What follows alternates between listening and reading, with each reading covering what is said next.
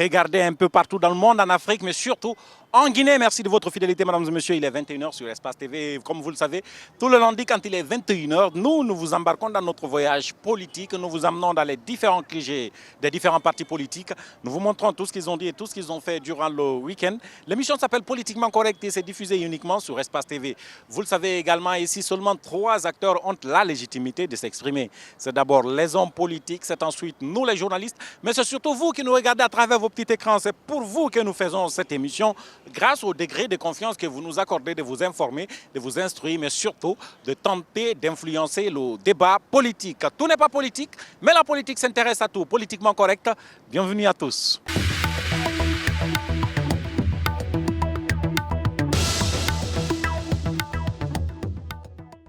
Nous allons vous amener dans les différents QG des différents partis politiques. Nous allons vous montrer les discours politiques, nous allons vous montrer l'ambiance et nous allons poser des questions que vous-même vous avez envie de poser afin de trouver des réponses que vous accepterez ou peut-être pas. Mais c'est ça, Politiquement Correct maintenant. Allons-y retrouver l'autre équipe d'animation de cette émission. Il s'agit bien sûr d'Ibrahima Diouldé Diallo accompagné de Mamadou Ali Ouba. Ibrahima Diouldé, bonsoir.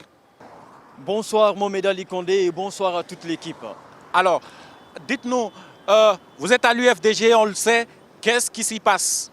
Alors, ce à quoi on pourrait assister ce week-end au siège de l'UFDG, c'est que c'est fort possible que nous assistons à une assemblée sur fond de deuil. Oui. Vous le savez, une militante qualifiée de très engagée du parti est décédée cette semaine. Donc, comme c'est l'habitude au sein donc, de cette formation politique donc, du pays, et c'est fort possible que nous assistons à une assemblée et sur fond de deuil encore une fois. D'accord, mais est-ce que le chef de file de l'opposition, c'est Dalin Diallo, c'est lui qui préside l'Assemblée d'aujourd'hui? Et oui, il faut le préciser, c'est bien le président Cellou Dalein Diallo qui est récemment revenu d'une longue tournée qui va présider l'Assemblée générale et beaucoup de discours ont été tenus, notamment, vous le savez, ce discours d'Alassane Ouattara qui a donc inspiré beaucoup de chefs d'État et notamment ceux-là qui sont dans un combat d'alternance dans notre pays, à l'image donc du chef de file de l'opposition. Il en a fait cas et beaucoup d'autres sujets vous seront débattus dans cette émission et notamment notre partition au sein de cette émission. Ben voilà, et nous allons vous amener dans les autres QG, nous allons vous faire voir le RPG Arc-en-Ciel, nous allons vous faire un tour au PEDN, parti de Lansana Kouyaté, mais tout de suite on se retrouve au parti dirigé par Sidya Touré, l'UFR, juste derrière cette transition.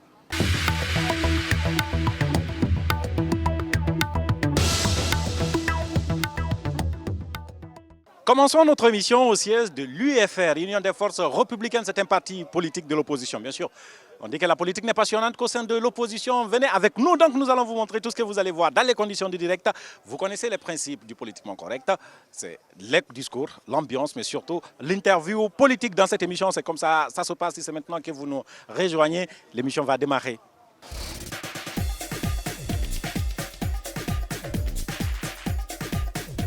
Nous sommes à 100 000 km de la Côte d'Ivoire.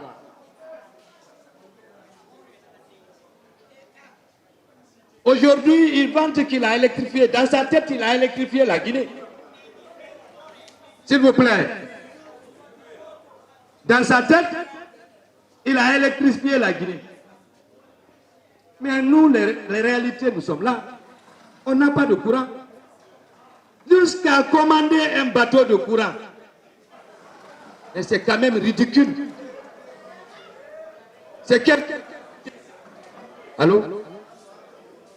Il commande une location, hein? Ce n'est même pas commander le bateau. Il a loué le bateau pour un an, pour nous dribbler et nous tromper. Ce qu'il a dit aux militants du RPG, s'il vous plaît, s'il vous plaît, s'il vous plaît, vive l'UFR! Un peu de calme derrière, s'il vous plaît. L'homme, pardon s'il vous plaît. Nous sommes dans une situation où Mouna Bereredi. C'est maintenant que vous, les responsables, vous devez pour empêcher que ce coup d'État ne passe. Pour ne pas que ça passe, il faudrait vous lever. Il faut sensibiliser les gens. Aller vers les militants du RPG. Dire que Alpha, en fait, il les trompe plus que tout le monde. Regardez ces agissements. Le 28 décembre, le 16 février, le 1er mars. Ils les mobilisent, enfin, c'est négatif. Il n'y a rien derrière. Donc aujourd'hui, ces militants-là doivent comprendre qu'un vieux qui a 84 ans ne peut pas leur dire quelque chose qu'ils doivent suivre. Il faut qu'ils trouvent une autre route. On les invite à le faire. Ils n'ont qu'à venir. S'ils veulent que le changement, tant souhaité par eux, n'arrive, il faut qu'ils viennent à le faire. La deuxième chose qu'il faut retenir, que Alpha Condé a décidé, comme a dit Honorable Bangoura, de faire une constitution pour valoriser le vol, la tricherie, le vol des biens. Aujourd'hui, avec la nouvelle constitution, si ça passe, on ne mesure la valeur de l'homme par sa capacité de vol dans le pays. On ne mesurera la valeur de l'homme que par sa capacité de détourner les biens publics.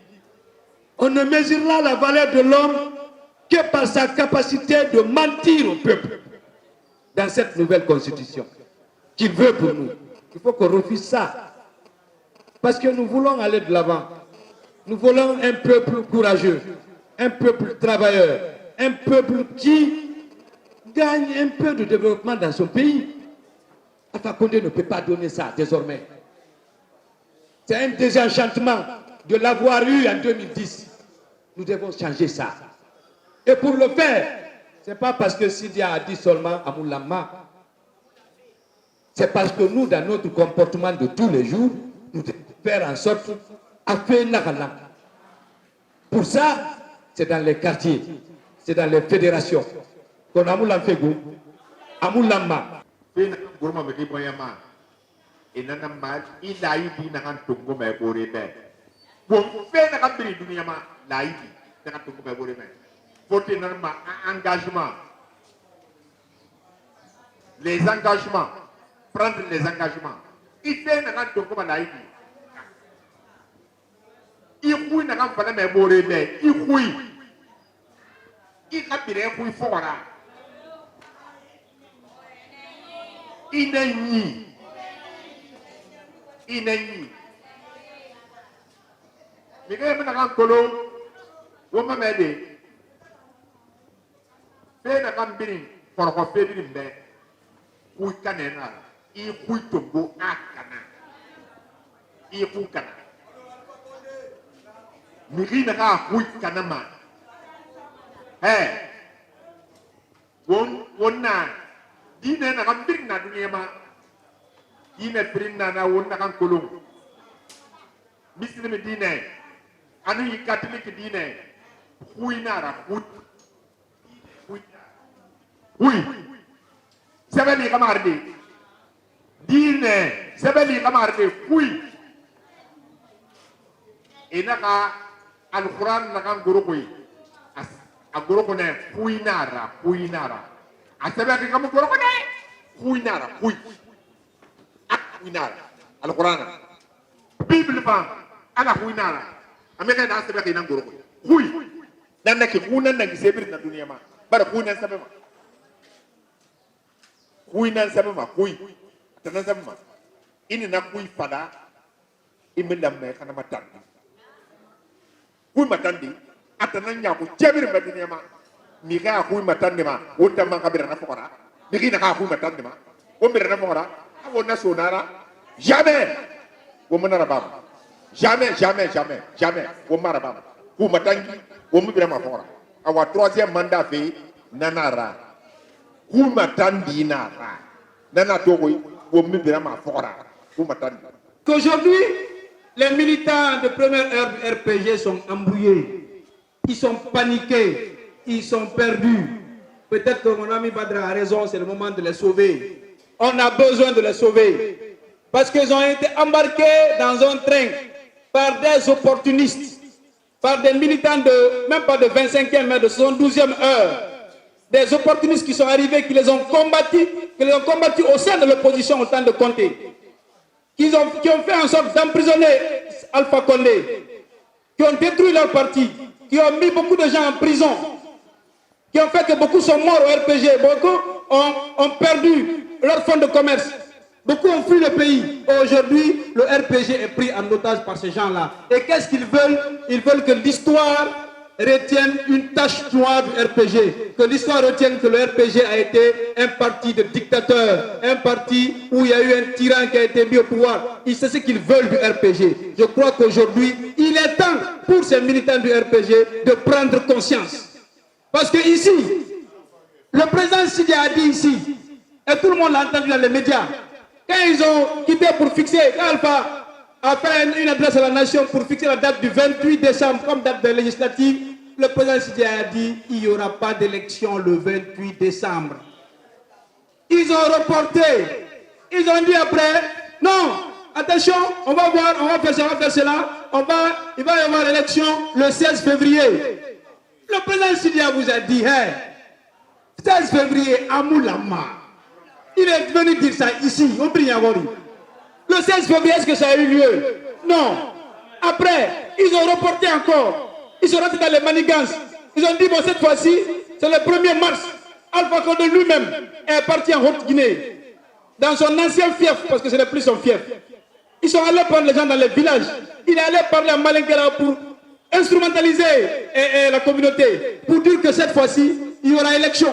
Il est allé à Sigiri, il est allé à Farana, il est allé à Kouroussa, il est allé à Kankan, à Mandiana, dans les fiefs où il y avait des militaires radicaux. Il a tenu des promesses, des engagements. On l'a vu, vu s'envoler un hélicoptère, avec toute la poussière, la saleté là-bas, on a tout vu. Il a dit le 1er mars, il y aura élection.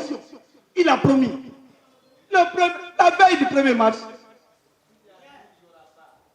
Sidi a dit, merci monsieur le secrétaire exécutif pour me rappeler, le président Sidi est sorti, il dit, hey, il n'y aura pas d'élection en Guinée sans un fichier propre et qu'il n'y aura qu'une seule élection en 2020, la présidentielle sans Alpha Condé.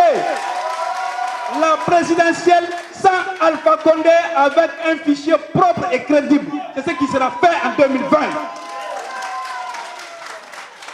La veille du 1er mars, on a vu quelqu'un à la télé. Moi, j'ai eu du mal à reconnaître que c'était Alpha Condé. Ou vous l'avez reconnu sur le champ. On a eu du mal. On a vu quelqu'un de froissé parce que ça, ce n'était pas l'image. Il devait nous épargner de cette image. Il devait faire en sorte que les Guinéens ne voient pas un chef d'État froissé à la télé. Il devait nous épargner. Il devait avoir du respect pour nous. On a vu un chef d'État sortir à la télé dire que, ah, vraiment, bon, compte tenu de ceci, cela, le panafricanisme, la Guinée a été en guerre en Angola, en Guinée-Bissau. Moi, je ne savais même pas que Mandela était allé à Kindia. C'était là pour la première fois. Et il a dit que Mandela est allé à Kindia. Moi, je n'avais pas su ça. J'avais vu un professeur d'histoire au lieu d'un chef d'État. Et puis il a dit à ses militaires, je sais que beaucoup vont pleurer aujourd'hui. Non, je sais que beaucoup ne vont pas dormir. Appelle à l'âge sociale qui dit qu'il y a eu beaucoup qui ont eu la diarrhée. Il devait nous épargner cela. Parce qu'on a dit, le peuple est plus fort que tout le monde. C'est le peuple qui est souverain. Le peuple est au-dessus de tout le monde. Le peuple a démontré par A plus B qu'il n'y aura pas d'élection ici sans un fichier propre. Vive l'IFR! Vive l'IFR! Vive le président Sidya Touré!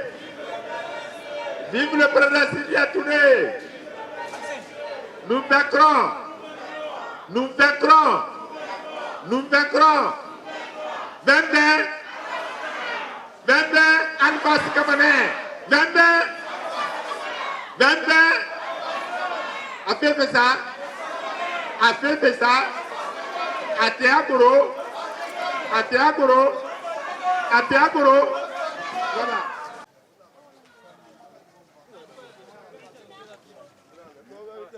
Et finalement, on va se contenter de cela, mesdames et messieurs. Nous sommes toujours au siège de l'UFR, Union des forces républicaines, troisième force politique dirigée par Sidya Touré. C'est l'Assemblée générale hebdomadaire, vous le savez, chaque semaine, politiquement correct. Nous venons vous montrer tout ce qu'il montre dans les conditions dites directes, politiquement correctes. Si c'est maintenant que vous nous rejoignez, on se retrouve juste derrière cette transition.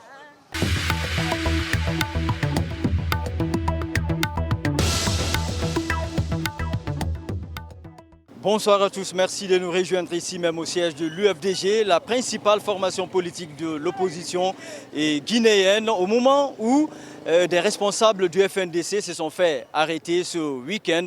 Vous le savez, l'UFDG milite au sein de cette entité socio-politique donc, du pays. Nous allons rentrer au sein de cette assemblée générale donc, du parti et entendre ce que les responsables du parti ont à dire de ces arrestations, mais aussi d'autres sujets d'actualité donc, du pays. Suivez-moi donc et voyons comment tout cela se passe.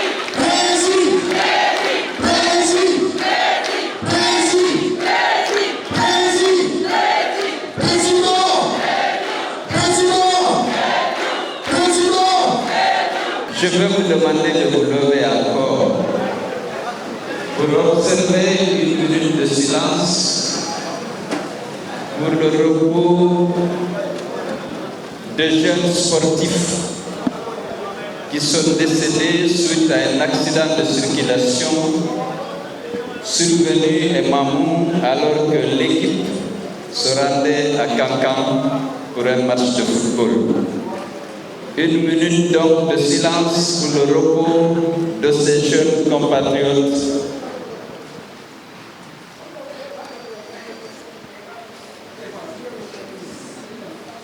Je vous remercie.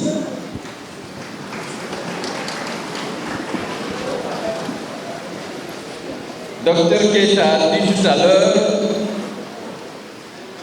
que sur 105 km, il nous restait 5 km à parcourir.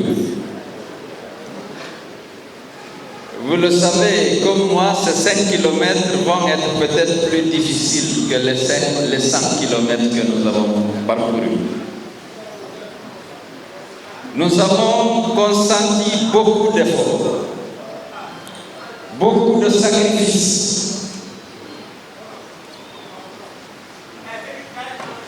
Ce qui nous a conduit à 5 km de l'objectif. Les 100 km, c'est aussi plus de 140 morts. C'est aussi la destruction des habitations de nos militants à Kapororaï. C'est aussi la stigmatisation et l'exclusion de nos sympathisants dans le recrutement à la fonction publique dans l'armée et des marchés publics d'État. Chaque fois qu'un citoyen est réputé être un proche de l'UFDG et de celle ou de l'opposition politique, il fait l'objet de discrimination, d'humiliation, d'expulsion. Ils sont nombreux, des sympathisants ou simplement des gens qui ont été considérés comme tels, qui ont subi des discriminations. Et vous le savez, les militants et les sympathisants sont toujours déterminés. Les dernières pratiques qui relèvent des pratiques anciennes, qui consistent à kidnapper les citoyens, à les incarcérer dans des lieux secrets, à les maltraiter, à leur infligeant des traitements inhumains et dégradants, à leur infligeant périodiquement des guettes noires, à les mettant en dehors de tout contact avec les familles. Ces pratiques que la Guinée avait connues sont de retour. Alpha Condé a ses propres Kankwaro aujourd'hui. Il s'appelle Sorokoni. Des dizaines et de dizaines de Guinéens sont incarcérés là-bas, subissant des traitements inhumains et dégradants en dehors de toute légalité. Et ces pratiques continuent. On a procédé hier à l'arrestation de Sékou Koundounou et de Ibrahima Diallo. C'est un kidnapping par des policiers encagoulés. Et c'est assumé, parce qu'il semble que la police a dit que c'est comme ça qu'on traite les criminels. Comment pouvez-vous traiter Sékou Koundounou, Ibrahima Diallo comme des criminels? Il suffisait de leur envoyer une convocation, ils auraient répondu. Mais c'est des gens cagoulés qui montent le mur, qui viennent, brutalisent l'épouse de Ibrahima Diallo, qui procèdent à leur kidnapping et qui les enferment. Notre pays est en train de faire un recul extrêmement grave au plan des droits humains et au plan de l'instauration de l'état de droit. Il faut qu'on soit encore plus mobilisé pour arrêter ça. La Guinée a droit, les Guinéens ont droit au respect de leur dignité, au respect de leur liberté. Aujourd'hui, Alpha Condé foule aux pieds la Constitution de la République, les lois de la République. Il ne faut pas qu'on reste assis. Parce que chacun doit se dire, demain, ça peut être mon tour. Ils veulent faire taire toutes les voix discordantes. On a arrêté, malmené le journaliste français pour l'expulser parce qu'il avait une voix discordante. Aujourd'hui, beaucoup de cadres de l'UFDG, du FNDC, ont été kidnappés et arrêtés. Diogo l'a été, ils sont nombreux. Le président Souna, Akalou, Diogo de Matoto et plusieurs autres. Il y a plus de 40 militants de l'UFDG détenus à Sorongoukonou. On vient, on les arrête, parfois à titre préventif, parce que le lendemain, il y a une manifestation. On sait que c'est des grands activistes capables de participer activement et de mobiliser. On les kidnappe chez eux à 3 heures du matin. Ils ont été nombreux à être arrêtés chez eux à 3h matin et à être envoyés dans les prisons ou dans les camps militaires. Notre liberté, nos droits sont en danger. Il faut qu'on reste mobilisés parce que ça ne passera pas. Il faut qu'on soit mobilisés pour exiger la libération de nos camarades, qu'ils soient à Sorongoni, qu'ils soient à la prison civile, dans les prisons civiles. Il y a plus de 15 prisonniers à l'année kidnappés et mis en prison. Aucune procédure légale n'est respectée. Il faut qu'on soit mobilisé, il faut qu'on se mobilise pour exiger l'arrêt de ces pratiques qui datent de notre âge. On ne peut pas accepter ça. Les camps de concentration, des pratiques dignes de la Gestapo, de nouveaux Campoaro, les Guinéens ne doivent plus accepter ça. Il faut qu'on se mobilise. Soyez prêts. Et je sais, dans ce combat-là, encore vous serez en première ligne pour dire non à la dictature, non au kidnapping, non à l'incarcération, non à la diète, non à tous ces traitements humains, inhumains et dégradants qu'on inflige aujourd'hui aux partisans du MDC.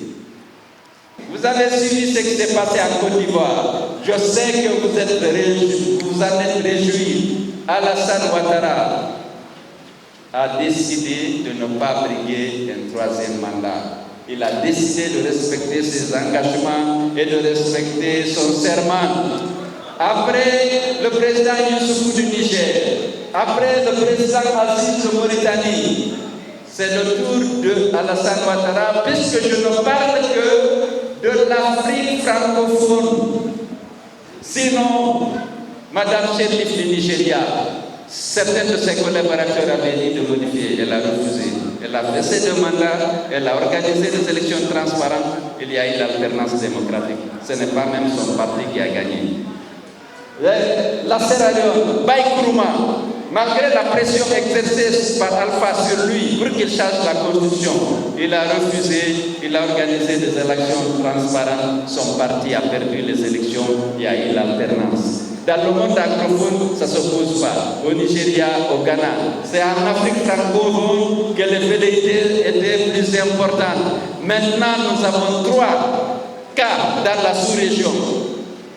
Le président Youssoufou, le président Aziz, le président Alassane Ouattara. Souhaitons pour la Guinée, pour la paix et la cohésion, que M. Alpha Condé s'inspire de ces bons exemples. L'exemple du Libéria, de la Sierra Leone, du Nigeria, pour organiser des élections transparentes, pour que les Guinéens puissent choisir librement leur président. Vous savez qui sera le élu. Je vous remercie, bon week-end.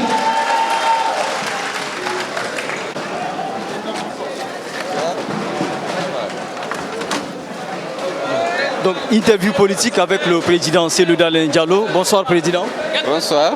Alors, président, vous parlez du fichier électoral. Vous avez émis en doute quant à la délégation des experts qui vient, disons, pour assainir le fichier. Qu'est-ce qui motive ce doute? Non, la proximité de certains d'entre eux avec Alpha Condé était connue. On a eu même le sentiment que c'est lui qui a choisi les experts. Mais ils ont déjà changé l'un d'entre eux parce que celui-là, vraiment, tout le monde savait que c'est l'un. Il s'agit de Tal? Son conseil. Oui, justement, il a été remplacé, semble-t-il. D'accord. Et au-delà, Monsieur le Président, il y a que vous avez évoqué également le cas, disons, d'Alassane Ouattara qui, quand même pour le président Macron, qui est une inspiration en Afrique. Ouais. Ça vous inspire quoi? C'est que le président Macron a dit que c'est un exemple à suivre.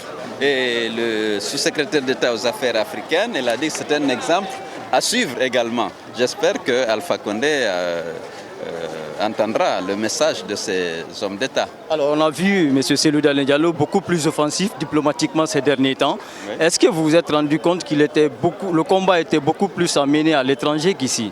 Non, le combat doit se mener ici, mais il est important d'être compris par l'étranger. Et puis j'ai pu écouter, rencontrer la quasi-totalité des chefs d'État de la sous-région, de la CEDEAO. J'ai pu aussi rencontrer beaucoup de personnalités qui comptent dans le monde pour expliquer de quoi il s'agit. Parce que la communication, ce n'est pas facile. Vous savez, Alpha a des réseaux dans les médias, dans les entreprises, à tous les niveaux. Il était important qu'on puisse expliquer aux gens quels sont les enjeux, quelles sont les sources de conflits et quels sont les problèmes. Et j'ai eu le privilège, l'honneur d'être reçu par la quasi-totalité des chefs d'État de la sous-région et à beaucoup d'autres personnalités. Pour les Président, votre offensive vous réussit à tel point que vous avez pu rencontrer le président malien Ibeka, ce qui ne t'est pas donné. Bon, j'ai rencontré le président du Ghana, le président du Mali, le président de la Côte d'Ivoire, le président du Sénégal, le président du Libéria, le président de Sierra Leone. J'ai rencontré la plupart. Ce n'est pas seulement le président Ibeka. C'est le cas Ibeka qui...